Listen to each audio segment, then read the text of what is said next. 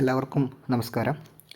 ഈ ക്ലാസ്സിനകത്ത് നമ്മൾ നോക്കാൻ പോകുന്നത് കഴിഞ്ഞ ക്ലാസ്സിൽ നമ്മൾ ഡിസ്കസ് ചെയ്ത് വച്ചിട്ടുള്ള ആഗോളമർദ്ദ മേഖലകളുടെ കുറച്ചും കൂടെ വിശദീകരണമാണ്. നമുക്കറിയാം, ആഗോളമർദ്ദ മേഖലകൾ എന്ന് പറഞ്ഞു കഴിഞ്ഞാൽ ഭൂമിയിലെ ചില അക്ഷാംശങ്ങൾക്കിടയിൽ സ്ഥിരമായി ഒരേ മർദ്ദമാണുള്ളത്. അത്തരം മേഖലകളെ നമ്മൾ ആഗോളമർദ്ദ മേഖലകൾ എന്ന് വിളിക്കുന്നു. ഏതൊക്കെയാണ് ആഗോളമർദ്ദ മേഖലകൾ എന്ന് ചോദിച്ചു കഴിഞ്ഞാൽ ഇവിടെ ഞാൻ അണ്ടർലൈൻ ചെയ്തിട്ടുണ്ട്. ഭൂമധ്യരേഖ ന്യൂനമർദ്ദ മേഖല, ധ്രുവീയ ഉച്ചമർദ്ദ മേഖലകൾ, ഉപോഷ്ണ ഉച്ചമർദ്ദ മേഖലകൾ, ഉപധ്രുവീയ ന്യൂനമർദ്ദ മേഖലകൾ. ഇങ്ങനെയാണ് നമ്മുടെ ആഗോള മർദ്ദ മേഖലകൾ വരുന്നത്. നമുക്കറിയാം, 0 ഡിഗ്രിയിലാണ് മധ്യരേഖ ന്യൂനമർദ്ദ മേഖല വരുന്നത്. 30 ഡിഗ്രി വടക്ക് 30 ഡിഗ്രി തെക്ക് ഭാഗങ്ങളിലായിട്ട് ഉപോഷ്ണ ഉച്ചമർദ്ദ മേഖലകൾ സ്ഥിതി ചെയ്യുന്നു. 60 ഡിഗ്രി വടക്ക് 60 ഡിഗ്രി തെക്കിലായിട്ട് ഉപധ്രുവീയ ന്യൂനമർദ്ദ മേഖലകൾ സ്ഥിതി ചെയ്യുന്നു. 90 ഡിഗ്രി വടക്ക് 90 ഡിഗ്രി തെക്ക് എന്നീ ഭാഗങ്ങളിലായിട്ട് ധ്രുവീയ ഉച്ചമർദ്ദ മേഖല സ്ഥിതി ചെയ്യുന്നു. അപ്പോൾ നമുക്ക് ആദ്യം മധ്യരേഖ ന്യൂനമർദ്ദ മേഖല നോക്കാം. ഓക്കെ, ഭൂമിയിൽ സൂര്യരശ്മികൾ ഏറ്റവും കൂടുതൽ പതിക്കുന്നത്, ഏറ്റവും കുത്തനെ പതിക്കുന്നത്, ലംബമായി പതിക്കുന്ന സ്ഥലം ഏതാണെന്ന് ചോദിച്ചു കഴിഞ്ഞാൽ അത് മധ്യരേഖാ പ്രദേശമാണ്. ഓക്കെ, അപ്പോൾ സൂര്യരശ്മികൾ നമ്മളിവിടെ ഇങ്ങനെ സൂര്യനെ വരച്ചിട്ട് ഭൂമിയെ ഇവിടെ വരയ്ക്കുകയാണെങ്കിൽ സൂര്യരശ്മികൾ ലംബമായി പതിക്കുന്നത് എവിടെയാണ്? നമ്മുടെ ഈ പറയുന്ന മധ്യരേഖയ്ക്ക് മേലെയാണ്. അതുകൊണ്ട് തന്നെ അത്യാവശ്യം നല്ല വണ്ണം ദിവസവും വർഷം തോറും എന്താണ് നമ്മുടെ ഒരു വർഷത്തിൽ മുഴുവൻ ദിവസവും എന്ത് ചെയ്യുന്നുണ്ട്? ഏറ്റവും കൂടുതൽ ചൂട് ലഭിക്കുന്നത്, ഏറ്റവും കൂടുതൽ താപനില അടയാളപ്പെടുത്തുന്നത് എവിടെയാണ്? മധ്യരേഖാ പ്രദേശങ്ങളിലാണ്. ഈ കാരണം കൊണ്ട് തന്നെ നമുക്കറിയാം, ചൂടേറ്റ് കഴിഞ്ഞാൽ വായുവിന് വികാസം സംഭവിക്കുകയും അത് മുകളിലോട്ടേക്ക് ഉയർന്നു പോവുകയും ചെയ്യും. അപ്പം ഏറ്റവും കൂടുതൽ സൂര്യരശ്മികൾ പതിക്കുന്നത്, ഏറ്റവും കൂടുതൽ ഉയർന്ന താപനില വരുന്നത് നമ്മുടെ ഭൂമധ്യരേഖയിലായതുകൊണ്ട് തന്നെ ഈ ഭൂമധ്യരേഖയിൽ നിന്നും ചൂടേറ്റ് വായു ഇങ്ങനെ മുകളിലോട്ടേക്ക് ഉയർന്നു പൊങ്ങിക്കൊണ്ടേയിരിക്കുകയാണ്. സ്വാഭാവികമായിട്ടും നമ്മൾ ഓൾറെഡി പഠിച്ചു കഴിഞ്ഞു. എന്താണ്? വായു ചെലുത്തുന്ന, അന്തരീക്ഷത്തിലെ വായു ചെലുത്തുന്ന ഭാരമാണ് അന്തരീക്ഷ മർദ്ദമെന്ന് നമ്മൾ ഓൾറെഡി പഠിച്ച കാര്യമാണ്. സ്വാഭാവികമായിട്ടും എന്താ സംഭവിക്കുക? മധ്യരേഖാ പ്രദേശത്ത് സൂര്യരശ്മികൾ ലംബമായി പതിക്കുന്നു, അതായത് ഉയർന്ന താപനില അടയാളപ്പെടുത്തുമ്പോൾ ഇവിടുത്തെ വായു എല്ലാം ഇങ്ങനെ മേലോട്ടേക്ക് ഉയർന്നു പൊങ്ങിക്കൊണ്ടേയിരിക്കുകയാണ്. അപ്പോൾ അതുകൊണ്ട് തന്നെ വേണ്ടത്ര ഭാരം ചെലുത്താൻ ഇവിടെ വായു ഇല്ല. അപ്പോൾ സ്വാഭാവികമായിട്ടും മർദ്ദം കൂടുകയോ കുറയോ? മർദ്ദം കുറയും. അപ്പോൾ ഈ കാരണത്താലാണ് മധ്യരേഖാ പ്രദേശം എന്ത് മേഖലയായിട്ടുള്ളത്? ന്യൂനമർദ്ദ മേഖലയായിട്ടുള്ളത്. ഓക്കെ, അപ്പോൾ ന്യൂനമർദ്ദം എന്ന് പറഞ്ഞു കഴിഞ്ഞാൽ മർദ്ദം കുറഞ്ഞ മേഖല എന്നുള്ള അർത്ഥത്തിലാണ് ന്യൂനമർദ്ദ മേഖല എന്ന് വിളിക്കുന്നത്. അപ്പോൾ ഭൂമധ്യരേഖാ പ്രദേശം ന്യൂനമർദ്ദ മേഖലയായി രൂപം കൊള്ളാനുള്ള കാരണം വർഷം മുഴുവൻ സൂര്യരശ്മികൾ ലംബമായി പതിക്കുന്ന സ്ഥലമാണിവിടെ. അതായത് ഉയർന്ന താപനില ഇവിടെയാണ് വരുന്നത്. അപ്പോൾ ചൂടേറ്റ് കഴിഞ്ഞാൽ ഇവിടുത്തെ വായു എല്ലാം മുകളിലോട്ടേക്ക് ഉയർന്നു പൊങ്ങുകയാണ്. വായുവിന് വികാസം സംഭവിച്ച് വായു മുകളിലോട്ടേക്ക് ഉയർന്നു പോവുകയാണ്. അതുകൊണ്ട് തന്നെ ഇവിടെ വായുവിന് നിൽക്കാൻ പറ്റുന്നില്ല. ഈ കാരണത്താൽ എന്തു ചെയ്യുന്നു? നമുക്കറിയാം, വായു ചെലുത്തുന്ന ഭാരമാണ്, ഭൗമോപരിതലത്തിൽ വായു ചെലുത്തുന്ന ഭാരമാണ് അന്തരീക്ഷ മർദ്ദം എന്ന് ഞാൻ ബേസിക് പോയിന്റ് ഞാൻ ഓൾറെഡി നിങ്ങളോട് റിപ്പീറ്റ് ചെയ്ത് പറഞ്ഞതാണ്. അതുകൊണ്ട് തന്നെ ഇവിടെ വേണ്ടത്ര ഭാരം ചെലുത്താൻ വായു ഇല്ല. അതുകൊണ്ട് അവിടെ ന്യൂനമർദ്ദം രൂപം കൊണ്ടു. അപ്പോൾ നമുക്ക് വായിച്ചു നോക്കാം. ഭൂമധ്യരേഖാ പ്രദേശത്തെ ഉയർന്ന താപനില കാരണം വായു ചൂടായി വികസിച്ചുയരുന്നതാണ് ഭൂമധ്യരേഖ ന്യൂനമർദ്ദ മേഖല രൂപം കൊള്ളാൻ കാരണം. ലംബദിശയിൽ വായുപ്രവാഹമുണ്ടാകുന്ന ഈ മേഖലയിൽ കാറ്റുകൾ വീശുന്നില്ല. അടുത്തൊരു പ്രധാനപ്പെട്ട പോയിൻ്റാണ് ഇവിടെ. എന്താണ് ഇത്? ഇങ്ങനെ നമ്മുടെ ഇവിടുന്ന് ഇങ്ങനെ മേലോട്ടേക്ക് ഈ വായു ഇങ്ങനെ ഉയർന്നു പോകുന്നതുകൊണ്ട് തന്നെ ഇവിടെ കാറ്റുകളില്ല എന്നുള്ളതാണ് അവസ്ഥ. അപ്പോൾ കാറ്റുകളില്ലാത്ത മേഖല എന്ന അർത്ഥത്തിൽ ഈ മർദ്ദമേഖലയെ നിർവാത മേഖല എന്നുകൂടി വിളിക്കുന്നുണ്ട്. അപ്പോൾ മധ്യരേഖ ന്യൂനമർദ്ദ മേഖല അറിയപ്പെടുന്ന മറ്റൊരു പേരാണ് ഏത്? നിർവാത മേഖല. എന്താണ് നിർവാത മേഖല എന്ന് പറയുന്ന വാക്കിൻ്റെ അർത്ഥം? നിർവാത മേഖല എന്ന് പറഞ്ഞു കഴിഞ്ഞാൽ കാറ്റുകളില്ലാത്ത മേഖല, ഡോൾഡ്രംസ് എന്ന് നമ്മൾ വിളിക്കും.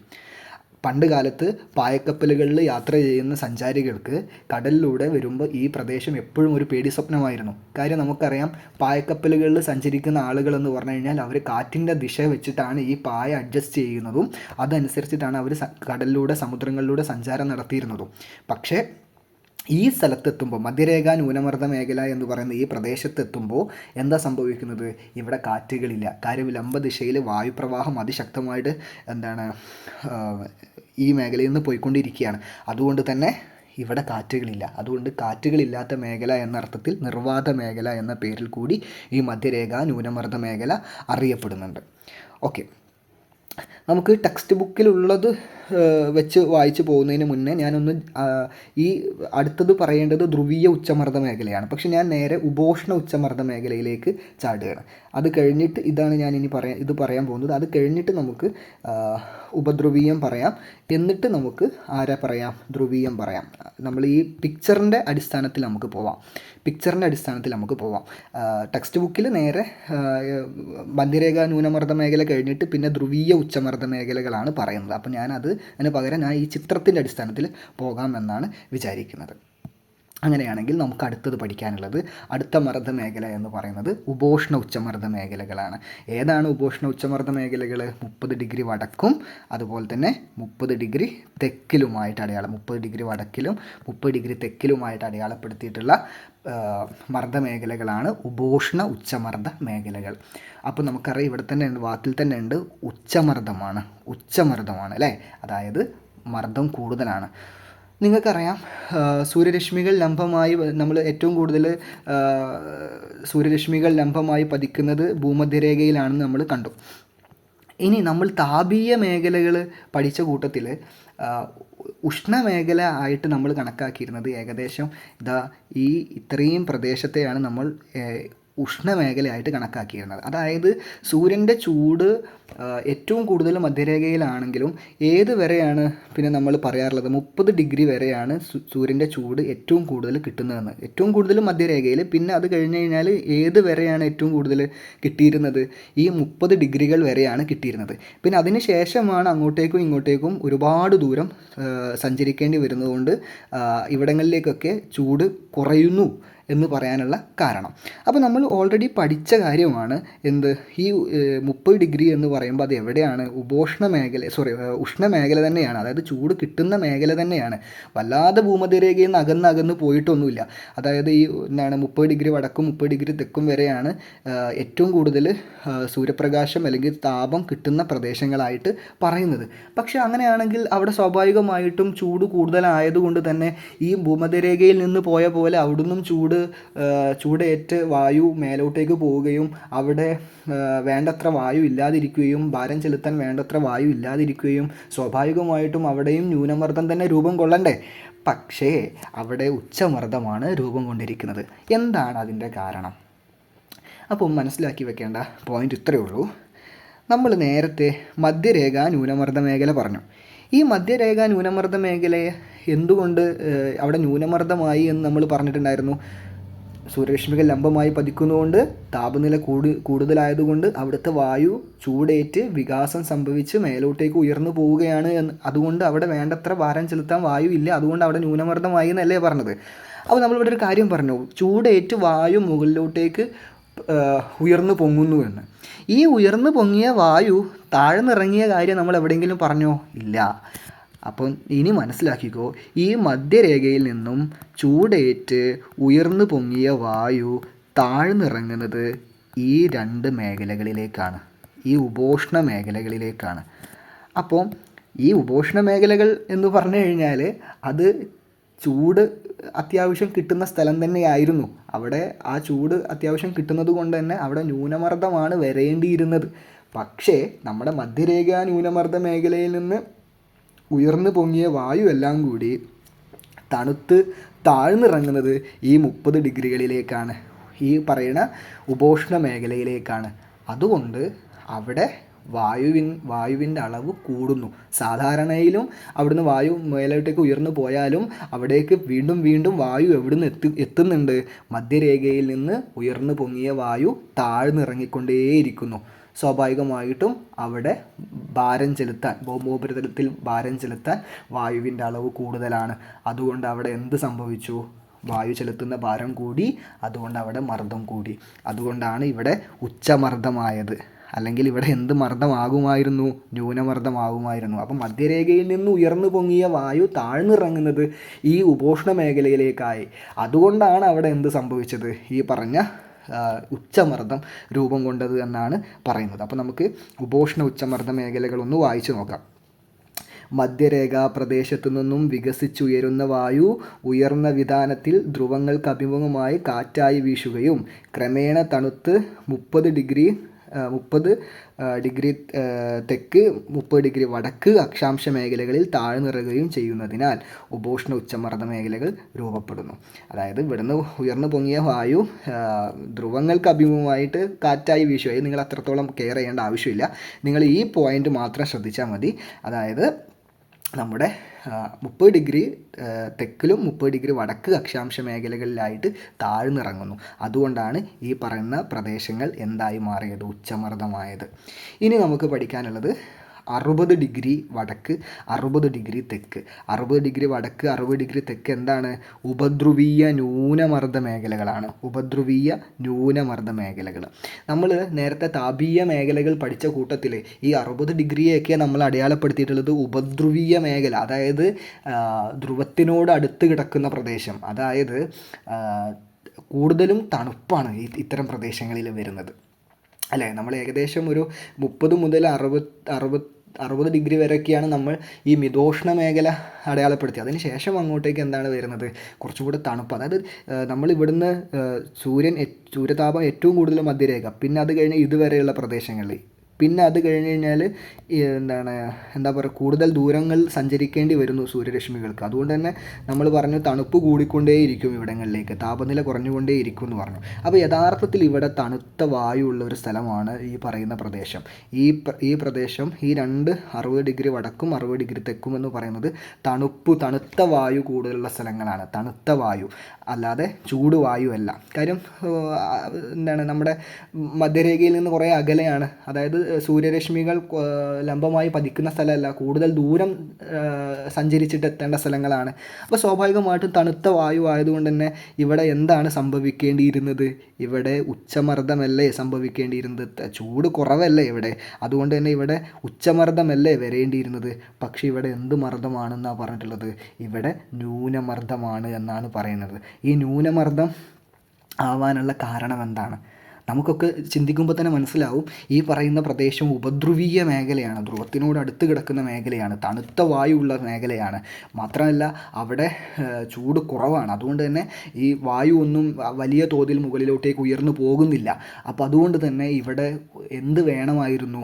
ഉച്ചമർദ്ദം വേണമായിരുന്നു. പക്ഷേ ഇവിടെ ന്യൂനമർദ്ദമായി. എന്തുകൊണ്ട്? അതാണ് നമ്മളിവിടെ നോക്കുന്നത്. നേരത്തെ നമുക്കൊരു അത്ഭുതം തോന്നിയിട്ടുണ്ടായിരുന്നു, അല്ലേ? ഈ ഉപോഷ്ണ മേഖല എന്ന് പറയുന്നത് ഉച്ചമർദ്ദമായത് എങ്ങനെയാണെന്ന്. നമ്മൾ പ്രതീക്ഷിച്ചത് ന്യൂനമർദ്ദമാണ്, പക്ഷെ ഇവിടെ വന്നത് ഉച്ചമർദ്ദമാണ്. ഇനി ഇവിടെ നമ്മൾ പ്രതീക്ഷിക്കുന്നത് ഉച്ചമർദ്ദമാണ്, നമ്മുടെ ഒരു താപം മർദ്ദം തമ്മിലുള്ള ബന്ധം അനുസരിച്ചിട്ട്. പക്ഷേ ഇവിടെ ന്യൂനമർദ്ദമായി. അതെന്തുകൊണ്ടാണെന്നുള്ളതാണ് നോക്കുന്നത്.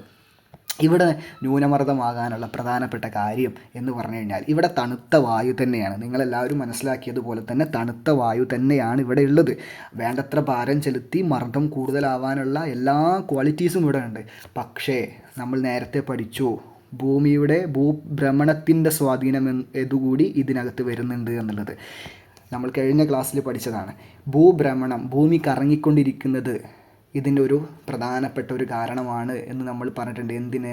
നമ്മുടെ മർദ്ദ വ്യത്യാസങ്ങളിൽ ഈ അക്ഷാംശങ്ങൾക്കിടയിൽ പ്രത്യേക മർദ്ദമേഖലകൾ രൂപം കൊള്ളുന്നതിനകത്ത് ഭൂഭ്രമണത്തിന് കൂടി പങ്കുണ്ട് എന്നുള്ളത് കഴിഞ്ഞ ക്ലാസ്സിൽ ഞാൻ മെൻഷൻ ചെയ്തിട്ടുണ്ടായിരുന്നു. താപം മാത്രമല്ല ഇവിടെ വരുന്നത്. നമ്മൾ മർദ്ദത്തെ സ്വാധീനിക്കുന്ന ഘടകങ്ങളായി താപം, ആർദ്രത, സമുദ്രനിരപ്പിൽ നിന്നുള്ള ഉയരം, ഇതൊക്കെ പഠിച്ചെങ്കിൽ പോലും ഈ ആഗോള മർദ്ദ മേഖലകൾക്കിടയിൽ അത് മാത്രമല്ല ഭൂമിയുടെ ഭ്രമണം കൂടി ഒരു കാരണമാണെന്ന് പഠിച്ചിട്ടുണ്ടായിരുന്നു. ആ കാരണം ഇവിടെയാണ് അപ്ലിക്കബിൾ ആവുന്നത്.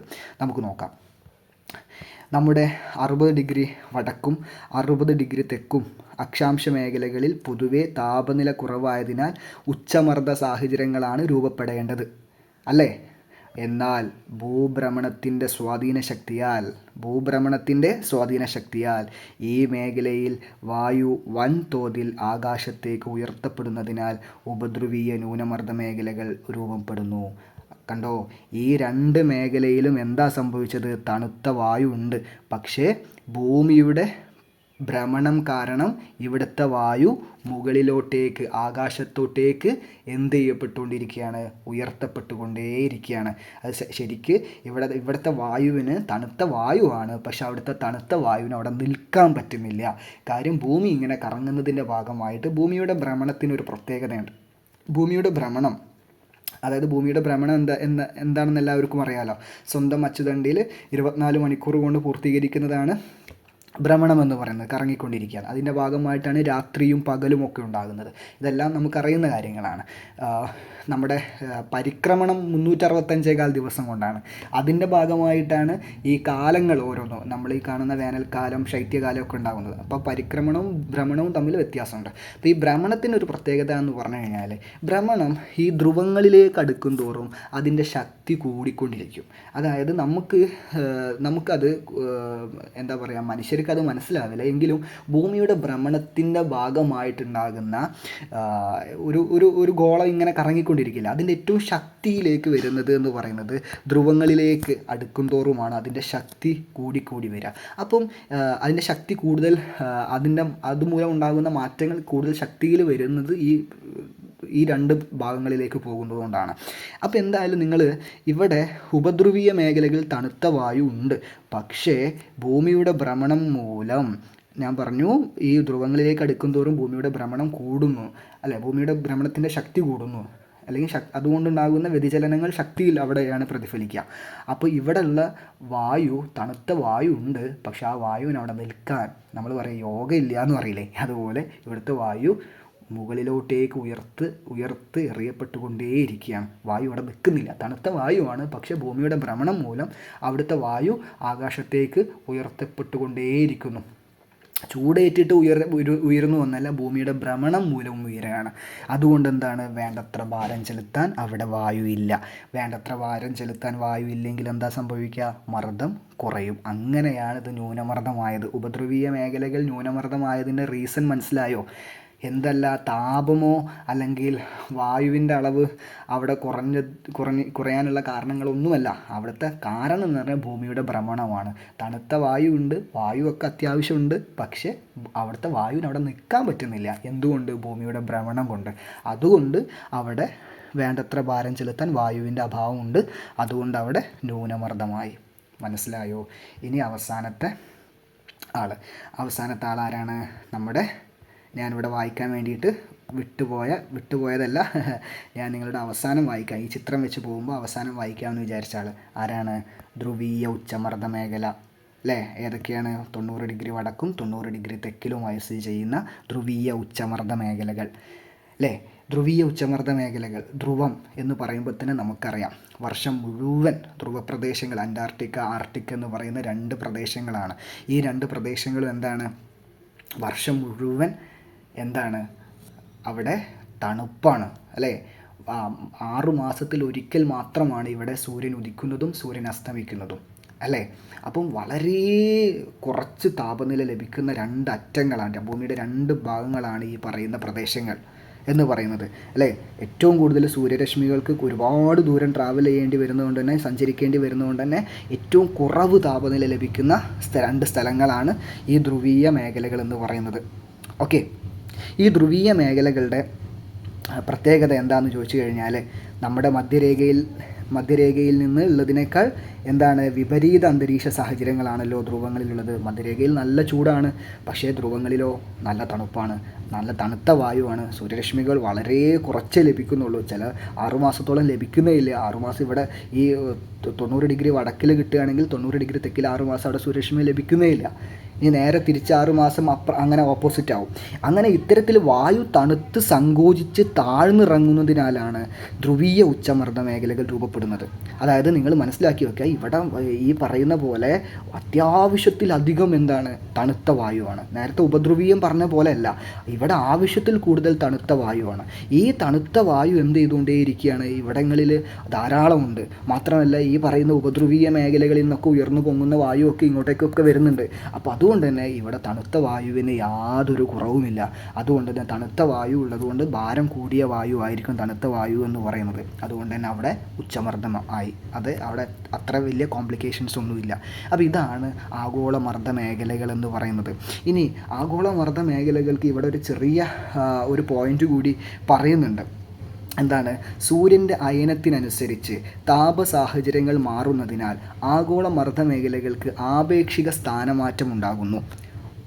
ഉഷ്ണകാലത്ത് മർദ്ദമേഖലകൾ 5 ഡിഗ്രി മുതൽ 10 ഡിഗ്രി വരെ വടക്കോട്ടും ശൈത്യകാലത്ത് 5 ഡിഗ്രി മുതൽ 10 ഡിഗ്രി വരെ തെക്കോട്ടും നീങ്ങുന്നു. ആഗോള മർദ്ദമേഖലകൾക്കുണ്ടാകുന്ന ഈ സ്ഥാനമാറ്റം ആഗോള കാലാവസ്ഥയിൽ നിർണായക സ്വാധീനം ചെലുത്തുന്നു. ഇതൊരു സ്പെഷ്യലായിട്ട് നിങ്ങൾ പഠിക്കേണ്ട ഒരു കാര്യമാണ്. അതായത് ഇവിടെ നമ്മുടെ ടെക്സ്റ്റ് ബുക്കിന് കുറേ അപാകതകൾ നമ്മുടെ ടെക്സ്റ്റ് ബുക്കിനകത്തുണ്ട്. പക്ഷേ നമുക്കതൊന്നും കാര്യമാക്കണ്ട. നമുക്കിപ്പോൾ തൽക്കാലം എന്താണ് ഈ പറഞ്ഞ പോയിന്റ് എന്നുള്ളതൊന്ന് നോക്കാം. നമ്മളിപ്പോൾ ഇവിടെ ഏതൊക്കെയാണ് പറഞ്ഞിട്ടുള്ളത്? നമ്മളിപ്പോൾ ഇവിടെ പറഞ്ഞിട്ടുള്ളത് 0 ഡിഗ്രി എന്ന് പറയുന്നത് ഏതാണ്? മധ്യരേഖ ന്യൂനമർദ്ദ മേഖല. 30 ഡിഗ്രി എന്ന് പറയുന്നത് ഉപോഷ്ണ ഉച്ചമർദ്ദ മേഖല. 60 ഡിഗ്രി എന്ന് പറയുന്നത് ഉപധ്രുവീയ ന്യൂനമർദ്ദ മേഖല. 90 ഡിഗ്രി എന്ന് പറയുന്നത് ധ്രുവീയ ഉച്ചമർദ്ദ മേഖല. ഇങ്ങനെയല്ലേ പറഞ്ഞിട്ടുള്ളത്. ഇനി നമ്മളോട് പറയുകയാണ്, ഉഷ്ണകാലത്ത് ഈ പറയുന്ന ആഗോളമർദ്ദ മേഖലകൾ 10 ഡിഗ്രി 5 ഡിഗ്രി മുതൽ 10 ഡിഗ്രി വരെ വടക്കോട്ടേക്ക് കുറച്ചൊന്ന് മാറും. അതായത് ഈ 0 തൊട്ടിട്ട് നമ്മൾ എടുക്കുക 30 എന്നുള്ളത് കുറച്ചും കൂടെ ഒരു 35-40 വരെയും 60 എന്നുള്ളത് എന്ത് ചെയ്യും, ഒരു 65 മുതൽ ഒരു 70 വരെയൊക്കെ പോകും.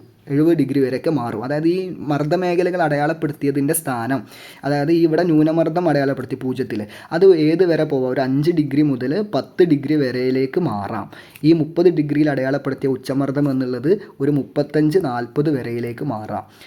അതുപോലെ തന്നെ ഈ ന്യൂനമർദ്ദം എന്ന് അടയാളപ്പെടുത്തി 60-ൽ അടയാളപ്പെടുത്തിയത് ഒരു 65-70 വരെയിലേക്ക് മാറാം. ഇനി നമ്മുടെ ഇതാണെങ്കിലോ, നമ്മുടെ ശൈത്യകാലമാണെങ്കിലോ, അതായത് തണുപ്പ് കാലമാണെങ്കിലോ, ഈ അടയാളപ്പെടുത്തിയതൊക്കെ എന്ത് ചെയ്യാം, ഈ പറഞ്ഞ പോലെ എന്ത് ചെയ്യുക, താഴോട്ടേക്ക് ഒരു 10 ഡിഗ്രി 5 ഡിഗ്രി വരെ കുറച്ചും കൂടെ തെക്കോട്ടേക്ക് നീങ്ങാം. അതായത് ഈ 30 ഡിഗ്രിയിൽ അടയാളപ്പെടുത്തിയ ഒരു 25-20 വരെയിലേക്ക് വരാം. ഈ 60-ൽ അടയാളപ്പെടുത്തിയത് ഒരു 55-50 വരെ ആകാം. ഓക്കെ. ഇതിലും ഈ 0-ൽ അടയാളപ്പെടുത്തിയത് എന്താവാം, ഒരു 5 ഡിഗ്രി 10 ഡിഗ്രി വരെ താഴോട്ടേക്ക്, അതായത് നമ്മുടെ തെക്കോട്ടേക്ക് നീങ്ങാം. അതുപോലെ തന്നെ ഇവിടങ്ങളിലൊക്കെ ഇതേ മാറ്റം ഉണ്ടാകുന്നുണ്ട്. എന്താണ് അതിൻ്റെ കാരണം? അതിൻ്റെ കാരണം നമ്മൾ മനസ്സിലാക്കണമെന്നുണ്ടെങ്കിൽ, അതായത് ഇത്തരത്തിൽ ആഗോള മർദ്ദ മേഖലകൾക്ക് സ്ഥാനം മാറ്റം ഉണ്ടാകുന്നതിൻ്റെ ഒരു കാരണം എന്താണെന്ന് നമ്മൾ മനസ്സിലാക്കണമെന്നുണ്ടെങ്കിൽ ആദ്യം സൂര്യൻ്റെ അയനം എന്താണെന്ന് മനസ്സിലാക്കി വെക്കണം. അത് നിങ്ങൾക്ക് ഇവിടെ പഠിക്കാനില്ല, പക്ഷേ നിങ്ങൾ ടെക്സ്റ്റ് ബുക്കിൽ പറഞ്ഞു പോയി. അതുകൊണ്ട് തന്നെ നമുക്കത് പറയാതെ വളരെ കുറച്ച് ചെറിയ ഒരു 1-2 സെൻറ്റൻസിൽ സൂര്യൻ്റെ അയനം എന്നും ആപേക്ഷിക സ്ഥാനം മാറ്റം എന്നൊക്കെ ടെക്സ്റ്റ് ബുക്കിൽ എഴുതിയിട്ടുണ്ട്. പക്ഷേ ആ ടെക്സ്റ്റ് ബുക്കിനകത്ത് അത് വിശദീകരിച്ചിട്ടില്ല. പക്ഷേ നമുക്കിത് എന്താണെന്ന് അറിയാതെ നമുക്ക് മുന്നോട്ട് പോകാനും പറ്റില്ല.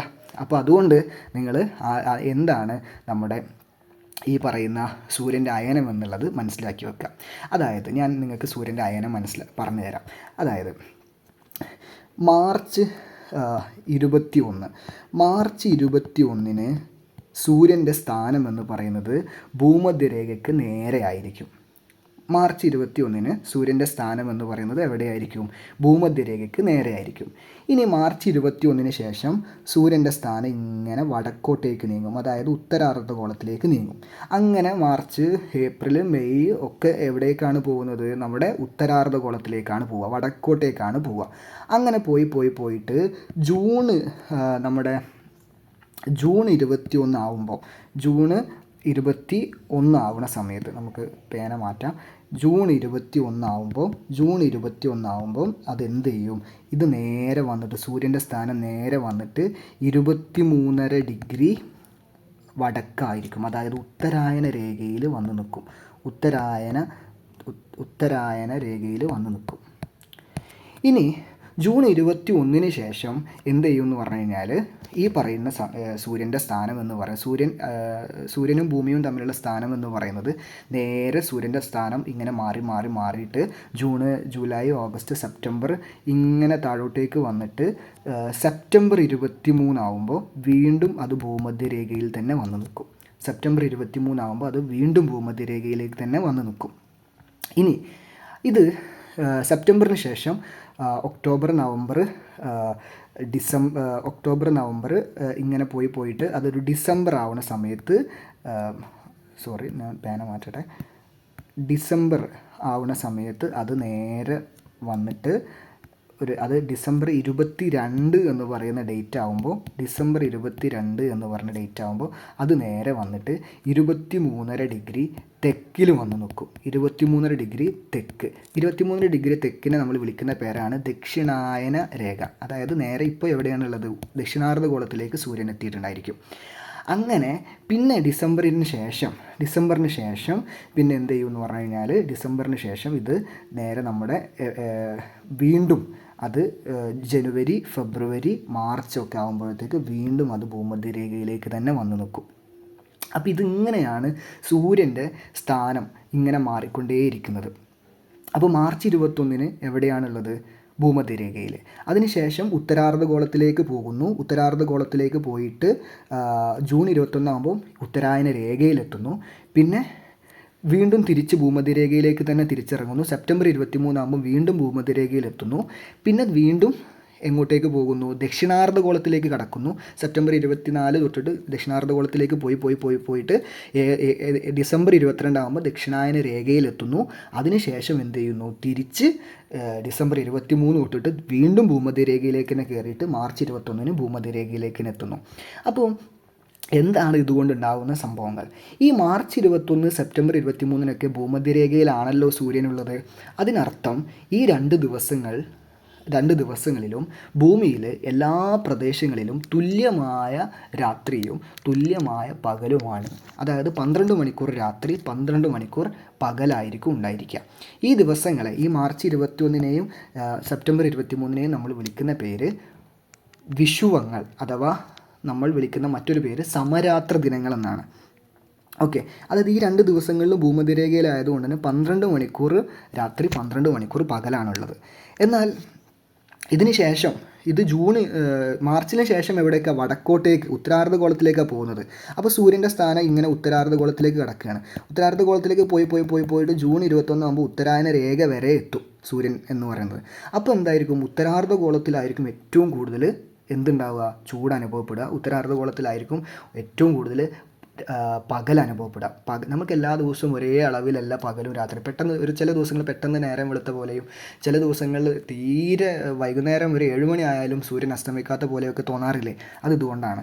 നമ്മൾ ഇന്ത്യ എന്ന് പറയുന്നത് ഉത്തരാർദ്ധഗോളത്തിലാണ് സ്ഥിതി ചെയ്യുന്നത്. അപ്പം നിങ്ങൾ മനസ്സിലാക്കി വെക്കുക, ഈ ജൂൺ 21 ആകുമ്പോൾ സൂര്യൻ്റെ സ്ഥാനം എവിടേക്കാണ് വന്ന് നിൽക്കുന്നത്, ഉത്തരായന രേഖയിലാണ്, അതായത് ഉത്തരാർദ്ധഗോളത്തിലാണ്. അപ്പോൾ ഇവിടെ ആയിരിക്കും ഏറ്റവും കൂടുതൽ പകൽ അനുഭവപ്പെടുക. ദക്ഷിണാർദ്ധഗോളത്തിൽ സൂര്യൻ്റെ സ്ഥാനം ഉണ്ടോ? ഇല്ല. അതുകൊണ്ട് ദക്ഷിണാർദ്ധഗോളത്തിൽ ഈ ദിവസം ജൂൺ 21 എന്തായിരിക്കും, ഏറ്റവും ദൈർഘ്യമേറിയ രാത്രിയായിരിക്കും അനുഭവപ്പെടുക. പിന്നെ തിരിച്ച് സെപ്റ്റംബറിലേക്ക് വരുമ്പോൾ വീണ്ടും സമരാത്ര ദിനം, ഒരേപോലത്തെ എന്ത് വരുന്നു, രാത്രിയും പകലും വരുന്നു. പിന്നെ തിരിച്ച് സൂര്യൻ്റെ സ്ഥാനം എങ്ങോട്ടേക്ക് ഇറങ്ങുന്നത്, ദക്ഷിണാർദ്ധഗോളത്തിലേക്കാണ് ഇറങ്ങുന്നത്. ദക്ഷിണാർദ്ധഗോളത്തിലേക്ക് ഇറങ്ങിയിട്ട് എവിടെ എത്തുന്നു, ഡിസംബർ 22 ആകുമ്പോൾ എവിടേക്ക് എത്തുന്നു, നമ്മുടെ ദക്ഷിണായന രേഖയിലെത്തുന്നു. അപ്പോൾ ദക്ഷിണാർദ്ധഗോളത്തിലായിരിക്കും, അവിടെ താമസിക്കുന്നവർക്കായിരിക്കും ഏറ്റവും കൂടുതൽ പകൽ ലഭിക്കുക.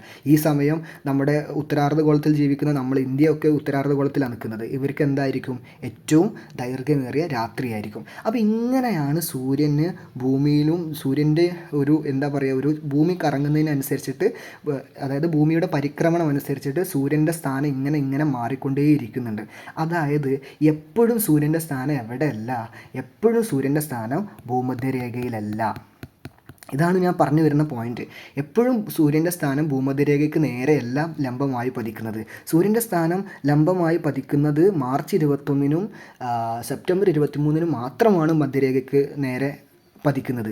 അത് അല്ലാത്ത സമയങ്ങളിൽ ജൂൺ 21, അതായത് മാർച്ച് മുതൽ സെപ്റ്റംബർ വരെ അത് ഉത്തരാർദ്ധഗോളത്തിലൂടെ കടന്നു പോകുന്നു. അതായത് ജൂണിൽ ഉത്തരായന രേഖ വരെ പോകുന്നുണ്ട്. അത് കഴിഞ്ഞിട്ട് സെപ്റ്റംബറിന് ശേഷം അത് ഡിസംബർ പിന്നെ അടുത്ത മാർച്ച് വരെ ഇതിങ്ങനെ ദക്ഷിണാർദ്ധഗോളത്തിലൂടെ കറങ്ങി വരികയാണ് സൂര്യൻ്റെ സ്ഥാനം എന്ന് പറയുന്നത്. ഡിസംബർ 22 അത് ദക്ഷിണായന രേഖ വരെ എത്തുന്നുണ്ട്. 23.5 എന്ന് പറയുന്ന ഉത്തരായന രേഖയും 23.5 വടക്ക് ഉത്തരായന രേഖയും 23.5 തെക്ക് ദക്ഷിണായന രേഖയും ഇതിനിടയിൽ സൂര്യൻ്റെ സ്ഥാനങ്ങൾ ഇങ്ങനെ മാറിക്കൊണ്ടേയിരിക്കുന്നുണ്ട്. ഇതിനെയാണ് നമ്മൾ സൂര്യൻ്റെ അയനം എന്ന് പറയുന്നത്. അതായത് സൂര്യൻ്റെ സ്ഥാനം എപ്പോഴും ഭൂമധ്യരേഖയ്ക്ക് നേരെയാണെങ്കിൽ മാത്രമാണ് നമ്മൾ ഈ പറഞ്ഞ പോലെ 0° മധ്യരേഖയും മധ്യരേഖ ന്യൂനമർദ്ദ മേഖലയും 30° ഉച്ചമർദ്ദവും 60° ന്യൂനമർദ്ദവും ഒക്കെ വരിക. സൂര്യൻ്റെ സ്ഥാനം ഇങ്ങനെ സൂര്യൻ്റെ അയനത്തിനനുസരിച്ചിട്ട് സൂര്യൻ്റെ സ്ഥാനം ഇങ്ങനെ മാറിക്കൊണ്ടേയിരിക്കുന്നത് കൊണ്ട് അത് നമ്മുടെ ഉഷ്ണകാലമാണെങ്കിൽ, അതായത് ഉഷ്ണകാലം നമ്മുടെ എന്ന് പറയുന്നത് ഉത്തരാർദ്ധഗോളത്തിലെ ഉഷ്ണകാലമാണെങ്കിൽ, ഇന്ത്യ ഉൾപ്പെടുന്ന ഉത്തരാർദ്ധഗോളത്തിലെ ഉഷ്ണകാലമാണെങ്കിൽ അതെന്ത് ചെയ്യും? അത് ഈ പറയുന്ന സൂര്യൻ ഇങ്ങനെ ഇവിടുന്ന് സ്ഥാനം ഭൂമധ്യരേഖയിൽ നിന്ന് ഇങ്ങനെ ഇങ്ങോട്ടേക്ക് വരുന്നുണ്ടല്ലോ, എങ്ങോട്ടേക്ക് നമ്മുടെ വടക്കോട്ടേക്ക് ഇങ്ങനെ വരുന്നുണ്ടല്ലോ, അതിനനുസരിച്ചിട്ട് ഈ പറഞ്ഞ ന്യൂനമർദ്ദവും എന്ത് ചെയ്യും? 30 അടയാളപ്പെടുത്തിയ ന്യൂനമർദ്ദവും കുറച്ച് മേലേക്കാവും, 30 അടയാളപ്പെടുത്തിയ ഉച്ചമർദ്ദം കുറച്ച് മേലോട്ടേക്കാവും, 60 അടയാളപ്പെടുത്തിയ ന്യൂനമർദ്ദം കുറച്ച് മേലോട്ടേക്കാവും. ഇതാണ് ഇവിടെ ഉദ്ദേശിച്ചത്. അതുപോലെ ഈ 0 അടയാളപ്പെടുത്തിയ ന്യൂനമർദ്ദവും കുറച്ചൊന്ന് മേലോട്ടേക്ക് ഒരു 5° മുതൽ 10° വരെ വടക്കോട്ടേക്ക് പോകും. ഇനി സൂര്യൻ എന്തോ ചെയ്യാറുണ്ട്? സൂര്യൻ്റെ ആപേക്ഷിക സ്ഥാനം ഈ ശൈത്യകാലം, നമ്മുടെ ശൈത്യകാലം എന്ന് പറയുമ്പോൾ ദക്ഷിണാർദ്ധഗോളത്തിലേക്ക് സൂര്യൻ കടക്കുന്നു അല്ലേ, ഡിസംബർ വരെ ആകുമ്പോഴത്തേക്കും ദക്ഷിണായന രേഖ വരെ എത്തുന്നുണ്ട്. അപ്പോൾ ഇങ്ങനെ സൂര്യൻ പോകുമ്പോൾ എന്താ സംഭവിക്കുക? സൂര്യൻ ഇങ്ങോട്ടേക്ക് ദക്ഷിണാർദ്ധഗോളത്തിലേക്ക് അയനം ചെയ്യുമ്പോൾ എന്താ സംഭവിക്കുക? നമ്മുടെ ഈ പറഞ്ഞ പോലെ ആൾക്കാരൊക്കെ കുറച്ചും കൂടെ താഴോട്ടേക്ക് ഇറങ്ങും. 30° എന്നുള്ളത് 25°ലോട്ടേക്കും 60° എന്നുള്ളത് ഒരു 55°ലോട്ടേക്കൊക്കെ ഇങ്ങോട്ടേക്ക് കുറച്ച് തെക്കോട്ടേക്ക് താഴും. അതിനനുസരിച്ച് ഇവിടെയും മാറ്റം വരും. അപ്പോൾ ഇത്തരത്തിൽ സൂര്യൻ്റെ അയനത്തിനനുസരിച്ചിട്ട് 5° മുതൽ 10° വരെ വടക്കോട്ടും അതുപോലെ തെക്കോട്ടും, അത് ഉഷ്ണകാലത്ത് വടക്കോട്ടും ശൈത്യകാലത്ത് തെക്കോട്ടും എന്ത് ചെയ്യുന്നുണ്ട്? ഈ സ്ഥാനമാറ്റം ഉണ്ടാവും. അല്ലാതെ എപ്പോഴും 0 നേരെ അല്ല സൂര്യൻ്റെ രശ്മികൾ പതിച്ചുകൊണ്ടേയിരിക്കുന്നത്. ഇതിങ്ങനെ മാറുന്നുണ്ട് സൂര്യൻ്റെ അയനത്തിനനുസരിച്ചിട്ട്. അതിനനുസരിച്ചിട്ട് ഈ അടയാളപ്പെടുത്തിയിട്ടുള്ള ആഗോളമർദ്ദ മേഖലകളും മാറ്റം സംഭവിക്കുന്നുണ്ട്. 5° മുതൽ 10° വരെയൊക്കെയാണ് മാറ്റം വരുന്നുള്ളൂ. പക്ഷേ നമ്മൾ യഥാർത്ഥത്തിൽ നോക്കുകയാണെങ്കിൽ നമുക്ക് പൊതുവെ നമ്മൾ ഇങ്ങനെയാണ് ഇത് വരച്ച് വെക്കേണ്ടത്. ഈ ചിത്രമാണ് വരച്ച് വെക്കേണ്ടത്. ചെറിയ ചെറിയ മാറ്റങ്ങൾ സൂര്യൻ്റെ വടക്കോട്ടേക്കുള്ള പോക്കിലും തെക്കോട്ടേക്കുള്ള പോക്കിനും, അതായത് ഉഷ്ണകാലത്തിനും ശൈത്യകാലത്തിനും അനുസരിച്ചിട്ട് മാറ്റം ഉണ്ടാകുന്നുണ്ട് എന്നുള്ളതാണ് ഇവിടെ എഴുതി വെച്ചിട്ടുള്ള പോയിൻ്റ്. അപ്പോൾ നമ്മുടെ ടെക്സ്റ്റ് ബുക്കിനകത്ത് ഇത്രയേ എഴുതി വെച്ചിട്ടുള്ളൂ. പക്ഷേ അത് മനസ്സിലാക്കണമെങ്കിൽ ഈ സംഗതിയൊക്കെ നമ്മൾ അറിയണം. നിങ്ങൾക്ക് ആർക്കെങ്കിലും ഡൗട്ട് ഉണ്ടെന്നുണ്ടെങ്കിൽ നിങ്ങൾ കമൻ്റായിട്ട് ഒന്ന് ചോദിച്ചാൽ മതി. അപ്പോൾ ഞാൻ അത് ഒന്നും കൂടെ വിശദീകരിച്ച് തരുന്നത്. നമുക്ക് അത്രത്തോളം വിശദീകരിക്കാനൊന്നും ടെക്സ്റ്റ് ബുക്കിലില്ല. ഞാൻ നിങ്ങൾക്ക് ഇനി ഒരു ഡൗട്ട് വേണ്ട എന്നുള്ളത് കൊണ്ട് ഞാൻ എന്ത് ചെയ്തതാണ്, ഈ ഭാഗം ഒന്ന് വിശദീകരിച്ചെന്നേ ഉള്ളൂ. ഓക്കെ, ഇതൊന്ന് ഒരു പോയിൻ്റായിട്ട് നിങ്ങൾ ഇത് കംപ്ലീറ്റ് അല്ല നമ്മുടെ ടെക്സ്റ്റ് ബുക്ക്, അതിൻ്റെ ഒരു പ്രശ്നമാണ്. അപ്പോൾ എന്തായാലും അടുത്ത ക്ലാസ്സിൽ നമുക്ക് അടുത്ത ഒരു ഭാഗവുമായിട്ട് വരാം.